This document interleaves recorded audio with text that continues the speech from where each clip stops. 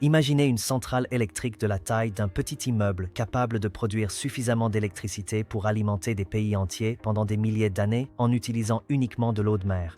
Aucune émission de carbone, aucun déchet nucléaire, aucune pénurie de combustible. On dirait de la science-fiction, n'est-ce pas? L'Allemagne vient de prouver que c'est possible. Au cœur d'un centre de recherche dans le nord-est de l'Allemagne, des scientifiques ont construit quelque chose qui semble tout droit sorti d'un film de science-fiction. Elle s'appelle Wendelstein 7-X et c'est peut-être la machine la plus importante jamais construite. Voici ce qui vient de se passer. En mai 2025, ce réacteur a accompli quelque chose d'extraordinaire. Il a maintenu un plasma à haute performance avec des paramètres records mondiaux pendant 43 secondes. Cela ne semble peut-être pas impressionnant, mais il a surpassé tous les autres réacteurs à fusion de la planète, y compris des modèles existants depuis des décennies. C'est une avancée majeure. Les données issues de Wendelstein sont en train de réécrire les règles de l'énergie de fusion. Et si la technologie évolue comme les scientifiques s'y attendent, des centrales de démonstration pourraient voir le jour dans les années 2030, avec une fusion commerciale viable dans les années 2040. Bienvenue au début de l'ère de la fusion. Qu'est-ce qui différencie la fusion?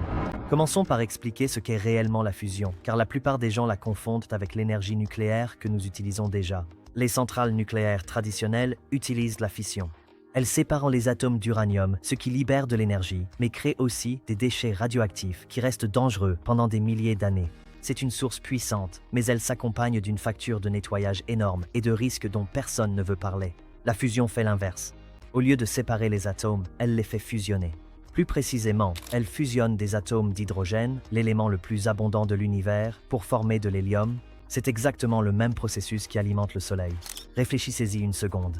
Le Soleil brûle depuis 4,6 milliards d'années sans jamais avoir besoin de refaire le plein. Il produit plus d'énergie chaque seconde que l'humanité n'en a consommé durant toute son existence, et il le fait en utilisant de l'hydrogène que nous pouvons extraire de l'eau de mer ordinaire. Voici la partie vraiment stupéfiante. 1 kg de combustible de fusion produit autant d'énergie que 10 millions de kilogrammes de charbon.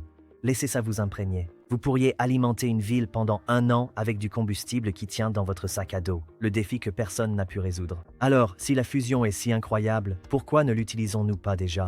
Parce que recréer le Soleil sur Terre est incroyablement difficile. À l'intérieur du Soleil, l'hydrogène fusionne grâce à une pression extrême et des températures de 15 millions de degrés Celsius. La gravité maintient tout ensemble. Sur Terre, nous n'avons pas ce luxe. Nous devons créer des températures encore plus élevées que celles du Soleil, autour de 100 millions de degrés Celsius, et les contenir sans faire fondre tout ce qui les entoure. Imaginez essayer de tenir un morceau du Soleil dans votre main sans qu'aucun récipient ne le touche. C'est ça, le défi d'ingénierie. Pendant des décennies, les scientifiques ont essayé différentes approches. La plupart ont échoué. Certaines ont fonctionné pendant quelques millisecondes, avant que le plasma ne refroidisse ou ne devienne instable. C'était comme essayer de retenir de l'eau dans un panier fait de feu. Jusqu'à ce que l'Allemagne construise quelque chose de différent. Pourquoi le Wendelstein 7-X ressemble-t-il à une technologie extraterrestre? Le Wendelstein 7-X ne ressemble à aucune centrale électrique que vous ayez jamais vue. C'est un immense anneau torsadé recouvert de bobines métalliques, qui ressemble plus à de l'art moderne qu'à de l'ingénierie fonctionnelle. Ce design s'appelle un Stellarator, et c'est l'une des machines les plus complexes jamais construites. Voici comment cela fonctionne. Le réacteur utilise 50 aimants supraconducteurs, pesant chacun 6 tonnes, disposés dans une configuration torsadée très précise. Ces aimants créent un champ magnétique si puissant et si parfaitement formé qu'il piège le plasma en suspension dans l'air. Le plasma ne touche jamais les parois. Il flotte, suspendu par des forces magnétiques invisibles, tandis que la température à l'intérieur atteint 100 millions de degrés. Pour mettre cela en perspective, le plasma à l'intérieur du Wendelstein est 6 fois plus chaud que le cœur du Soleil. La percée de 43 secondes. En mai 2025, les scientifiques du Wendelstein ont accompli quelque chose qui a stupéfié la communauté de la fusion. Ils ont maintenu un plasma à haute performance pendant 43 secondes, avec des paramètres battant tous les records. 43 secondes peuvent sembler modestes au premier abord, mais voici pourquoi ce résultat est important. Ce plasma a atteint ce que les scientifiques appellent le produit triple, une mesure qui combine la densité, la température et le temps de confinement. Considérez-le comme l'indicateur clé qui montre si un réacteur à fusion peut réellement fonctionner comme un système de production d'énergie. Wendelstein a surpassé tous les autres concepts concurrents, y compris les tokamaks, le type de réacteur à fusion le plus répandu qui bat des records depuis des décennies.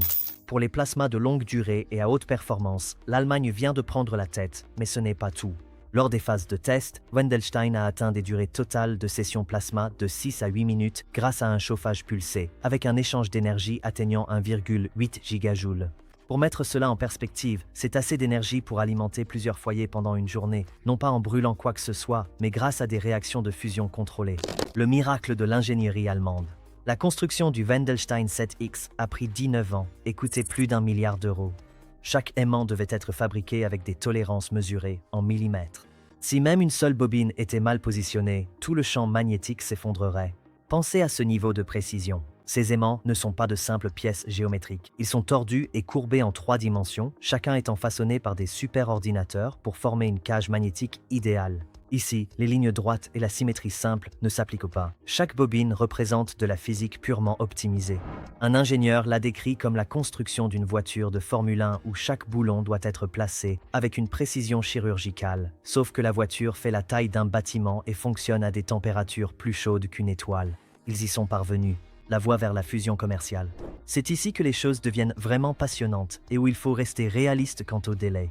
Le Wendelstein 7-X n'est pas conçu pour produire de l'électricité. C'est une machine de recherche construite pour prouver que les stellarators peuvent confiner le plasma de manière efficace et stable, et elle dépasse toutes les attentes. Les données issues du Wendelstein sont déjà utilisées pour concevoir la prochaine génération de réacteurs à fusion, des machines spécifiquement conçues pour produire de l'énergie. Des entreprises comme Proxima Fusion prévoient des centrales de démonstration pour le début des années 2030 avec l'objectif de construire des réacteurs d'1 gigawatt sur d'anciens sites de combustibles fossiles. Si ces démonstrations fonctionnent, des centrales à fusion commerciale pourraient commencer à être mises en service dans les années 2040, ce n'est plus dans des décennies. Au cours de la vie de toute personne regardant cette vidéo, une densité énergétique sans équivalent.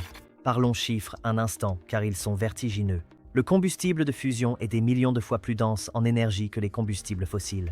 Un simple verre d'eau de mer contient assez d'hydrogène pour produire autant d'énergie que 300 litres d'essence. Maintenant, imaginez cela à grande échelle. Les océans du monde contiennent suffisamment d'hydrogène pour alimenter la civilisation humaine au rythme de consommation actuel pendant des milliards d'années. On ne parle pas de siècles, mais d'échelles de temps bien plus longues que toute l'histoire humaine enregistrée. Et voici le plus incroyable, il n'y a aucun risque géopolitique. Pas d'OPEP pour contrôler l'approvisionnement, aucun pays n'ira faire la guerre pour ses ressources. Chaque pays ayant accès à l'eau de mer dispose d'un carburant de fusion illimité. Cela change tout dans la dynamique du pouvoir mondial. Et les déchets, alors? Vous vous souvenez que la fission produit des déchets radioactifs qui durent des milliers d'années? La fusion produit de l'hélium, c'est tout. L'hélium est totalement inoffensif, c'est ce qu'on utilise pour gonfler les ballons d'anniversaire. Le réacteur lui-même deviendra légèrement radioactif avec le temps à cause de l'exposition aux neutrons, mais même cela se désintègre en quelques décennies, pas en millénaires. Comparez cela au charbon, qui tue des millions de personnes chaque année à cause de la pollution de l'air, ou au gaz naturel, qui rejette du carbone dans l'atmosphère, ou encore à la fission, qui laisse derrière elle des déchets que personne ne sait stocker en toute sécurité pendant 10 000 ans. La fusion est la source d'énergie la plus propre jamais conçue, et l'Allemagne vient de prouver que la physique fonctionne. La Chine, les États-Unis et la compétition autour de la fusion. L'Allemagne n'est pas le seul pays à repousser cette frontière. La Chine investit des milliards dans la recherche sur la fusion, construisant son propre stellarator et plusieurs réacteurs tokamak. Les scientifiques chinois ont réussi à confiner le plasma pendant plusieurs minutes dans leur réacteur EAST, prouvant que l'Asie prend très au sérieux le leadership de la révolution de la fusion. Les États-Unis soutiennent des entreprises privées de fusion comme Commonwealth Fusion Systems et TIE Technologies, pariant que la rapidité des startups peut dépasser la recherche financée par l'État. Certaines de ces entreprises affirment qu'elles auront des réacteurs de démonstration d'ici le début des années 2030. Il y a aussi ITER, le gigantesque projet international de fusion en France, qui réunit 35 pays et vise à produire 10 fois plus d'énergie qu'il n'en consomme. C'est l'expérience scientifique la plus coûteuse de l'histoire, dépassant les 20 milliards de dollars, et ce n'est pas fini, mais elle ne sera pas opérationnelle avant 2035 au plus tôt. Le Wendelstein 7-X vient d'apporter au monde la preuve que les stellarators pourraient être la meilleure voie à suivre. Pourquoi les stellarators pourraient l'emporter? La plupart des projets de fusion utilisent un design appelé tokamak, qui est plus simple à construire mais plus difficile à faire fonctionner en continu. Les tokamaks nécessitent des injections constantes d'énergie pour maintenir le plasma stable, ce qui limite la durée de leur fonctionnement. Les stellarators comme Wendelstein sont différents. Une fois que le champ magnétique est correctement configuré, le plasma reste naturellement stable. Pas d'ajustement constant, pas d'impulsion d'énergie, juste un fonctionnement fluide et continu. C'est pourquoi les scientifiques parient que le design de Wendelstein pourrait servir de modèle pour les premiers réacteurs commerciaux. C'est plus difficile à construire, mais une fois en marche, c'est plus facile à entretenir. Et l'entretien est crucial lorsqu'il s'agit de centrales électriques qui doivent fonctionner 24 heures sur 24 et 7 jours sur 7 pendant des décennies. L'économie à laquelle personne ne s'attendait. Incroyable, la fusion pourrait coûter moins cher que les énergies fossiles. Actuellement, les réacteurs sont coûteux parce qu'ils sont expérimentaux, mais les ingénieurs estiment qu'une fois les centrales à fusion produites en série, le coût par kilowattheure pourrait devenir inférieur à celui du charbon, du gaz, voire du solaire. Pourquoi? Parce que le combustible est essentiellement gratuit. Vous ne payez pas pour extraire de l'uranium, forer du pétrole ou importer du gaz naturel. Vous extrayez de l'hydrogène de l'eau, ce qui ne coûte presque rien. Les seules vraies dépenses sont la construction du réacteur et son entretien. Et contrairement au solaire ou à l'éolien, les centrales à fusion fonctionnent 24 heures sur 24, qu'il pleuve ou qu'il fasse beau, de jour comme de nuit. Aucune batterie nécessaire. Aucune dépendance à la météo. Si les prévisions sont correctes, la fusion pourrait devenir la source d'énergie la moins chère de toute l'histoire de l'humanité. La mise au point. Alors, que doit-il se passer entre maintenant et l'avènement commercial de la fusion? D'abord, Wendelstein doit terminer sa campagne de recherche. La prochaine phase se poursuivra jusqu'en décembre 2026, où les scientifiques viseront des durées de plasma encore plus longues, jusqu'à 75 secondes de fonctionnement quasi stationnaire à haute performance. Deuxièmement, les données de Wendelstein serviront à concevoir la prochaine génération de réacteurs, des machines appelées Helios, spécifiquement conçues pour produire de l'énergie nette. Ce sont ces réacteurs qui alimenteront réellement les réseaux électriques. Troisièmement, des centrales de démonstration devront prouver que la technologie fonctionne à l'échelle commerciale. De nombreuses entreprises et gouvernements se livrent une course pour construire ces installations dans les années 2030. S'ils réussissent, les années 2040 pourraient voir la première vague de centrales à fusion entrer en service. Un monde transformé. Imaginez ce qui se passerait si la fusion fonctionnait à grande échelle. Le changement climatique, la crise qui domine la politique mondiale depuis des décennies, aurait soudain une solution, pas un compromis, pas une réduction du niveau de vie. Une véritable solution technologique qui nous offrirait une énergie propre et illimitée. Les pays en développement auraient le même accès à l'énergie que les pays riches. La pauvreté énergétique disparaîtrait. La croissance économique serait découplée des émissions de carbone. La géopolitique serait bouleversée. Les États pétroliers perdraient leur influence. L'indépendance énergétique deviendrait une réalité pour chaque pays. Les guerres menées pour les ressources deviendraient obsolètes. Et l'exploration spatiale? Des fusées à fusion pourraient nous emmener sur Mars en quelques semaines au lieu de plusieurs mois et vers les confins du système solaire en quelques années au lieu de plusieurs décennies. Cela va bien au-delà de l'électricité. La fusion représente la clé qui pourrait ouvrir la prochaine étape de la civilisation humaine. L'Allemagne vient de prouver que l'énergie de fusion, une fusion réelle, stable et performante, n'est plus de la science-fiction. Le réacteur que l'on pensait impossible vient d'établir des records mondiaux. Le plasma que l'on croyait incontrôlable reste stable à des paramètres records. La source d'énergie qui était toujours à 30 ans d'ici est désormais en bonne voie pour des centrales de démonstration dans les années 2030 et un déploiement commercial dans les années 2040. Mais voici la question que personne ne pose encore. Quand la fusion fonctionnera enfin à grande échelle et que l'énergie deviendra illimitée et presque gratuite, que se passera-t-il pour les pays qui ont tout misé sur le pétrole et le gaz? Parce que les nations qui maîtriseront la fusion en premier ne feront pas que mener la révolution énergétique, elles contrôleront l'avenir. Le réacteur à fusion de l'Allemagne montre la direction que prend l'énergie, mais l'ingénierie ne s'arrête pas au laboratoire.